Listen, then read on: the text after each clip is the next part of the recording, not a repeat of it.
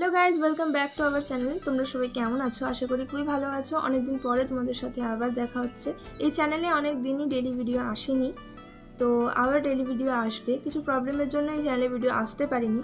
সামনেই হচ্ছে ঝুলন পূর্ণিমা, তো সেই জন্য আমি গোপালের জন্য দোলনা বানাচ্ছি। কিভাবে সেই দোলনাটা বানাচ্ছি সব কিছু তোমাদের কাছে আমি শেয়ার করব। তোমরা পার্টে পার্টে সবটাই পাবে। আমি এখানে শুধু দোলনা বানাচ্ছি তাই নয়, ঝুলন উৎসবে সাজানোর জন্য অনেক কিছু বানাবো। সেই সব কিছু কী করে বানাচ্ছি এবং সেগুলো কিভাবে ডেকোরেশন করলাম, কিভাবে সেলিব্রেট করলাম ঝুলন উৎসবটাকে, সবটাই তোমাদের কাছে আমি ভিডিও হিসেবে তুলে ধরবো। এবং ঝুলনের দিন একটা ব্লগও আসতে পারে। তো তোমরা সবাই যদি সেই ব্লগটা এবং ভিডিওগুলো পেতে চাও তাহলে চ্যানেলটা সাবস্ক্রাইব করে রাখো, তাহলে যখনই ভিডিও আসবে তোমরা সেই ভিডিওটা পেয়ে যাবে, অবশ্যই পাবে। আর আমি পার্টে পার্টে প্রত্যেকটা জিনিসেরই ভিডিও ছাড়বো। তো এখনও অবধি তোমাদেরকে দেখানোর আগেই আমি দোলনাটা বেশ অনেকটাই কমপ্লিট করে ফেলেছি, তার জন্য খুবই সরি তোমাদের কাছে আমি বলতে চাই। তো আমি এখানে বেশি কিছু করিনি, একটা বক্স নিয়েছি বেশ শক্তপোক্ত, যাতে গোপাল যাতে বসতে পারে। এবং সেই বক্সটায় ভালো করে একটা সাদা কাপড় লাগানোর পরে সেই বক্সটার দুটো ধারে ফুটো করে আমি এরকমভাবে দড়ি লাগিয়েছি।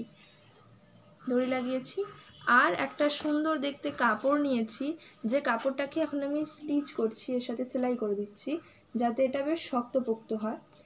তো চলো সবার ফার্স্টে আমি সুতোটা পরিয়ে নিই।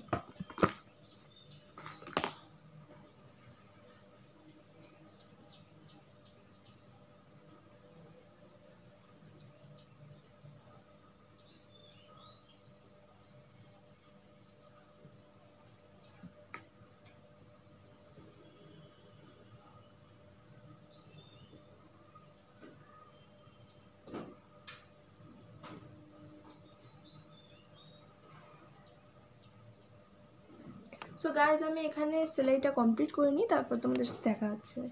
টাটা।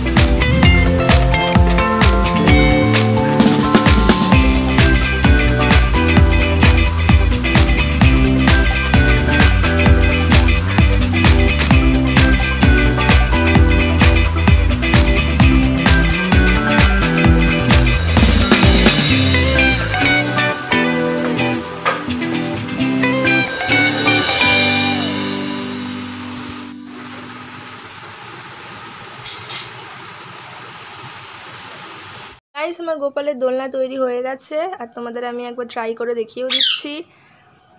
তো এই হচ্ছে গোপালের দোলনা, যেটা আমরা ঝুলন পূর্ণিমার দিন লাগাবো। এবং এই দোলনাটাকে তোমরা জন্মাষ্টমীর দিনও দেখতে পাবে। আর এটা আমি গোপালের জন্য তৈরি করছি, কেমন হয়েছে বলবে। এর সাথে একটা সেটে আমি বালিশও তৈরি করব, এবং তারপরে আরও ডেকোরেশনের জন্য অনেক কিছুই বানাবো, সেগুলো সব তোমাদের সাথে পার্টে পার্টে আমি শেয়ার করব। আপাতত আজকে এই পর্যন্তই, দেখা হচ্ছে নেক্সট কোনো ভিডিওয়। টাটা।